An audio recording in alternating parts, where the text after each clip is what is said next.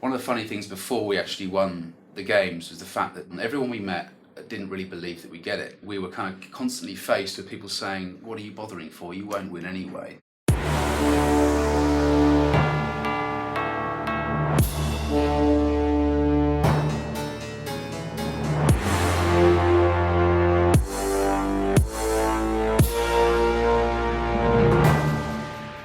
Everybody who has experienced the park is absolutely overwhelmed by this landscape, which is it's just extraordinary, very different to anything that anybody has seen before, and landscape architects right at the heart of it.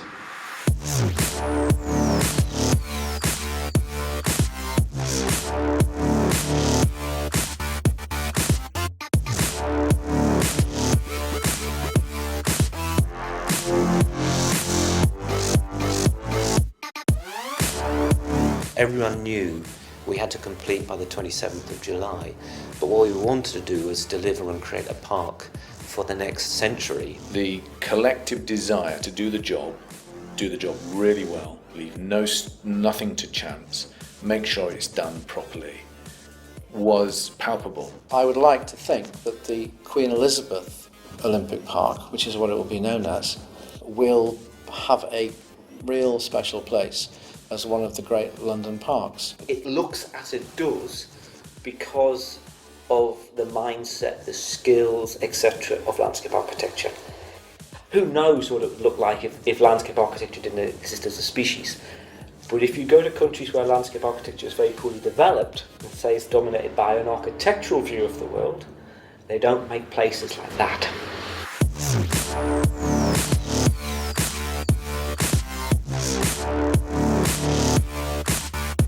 There'd been years and years and years of industry using that area. It meant that it was just unpleasant to look at, and it just felt like a huge industrial derelict area.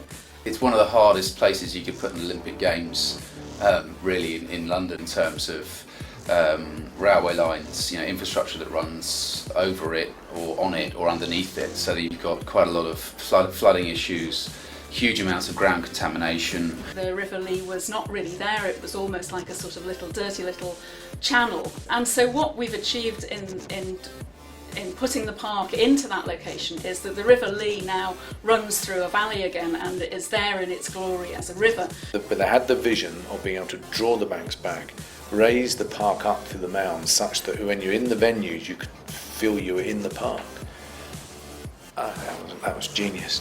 The real crux of the vision was that the park should be distinctive and inspiring. It's a park that you want to go to whatever the weather, whatever the season. Visiting the park and seeing it used, seeing young children run along and roll down the grass terraces, and you always know you've done well when people are having their photograph taken with a backdrop of flowers behind them.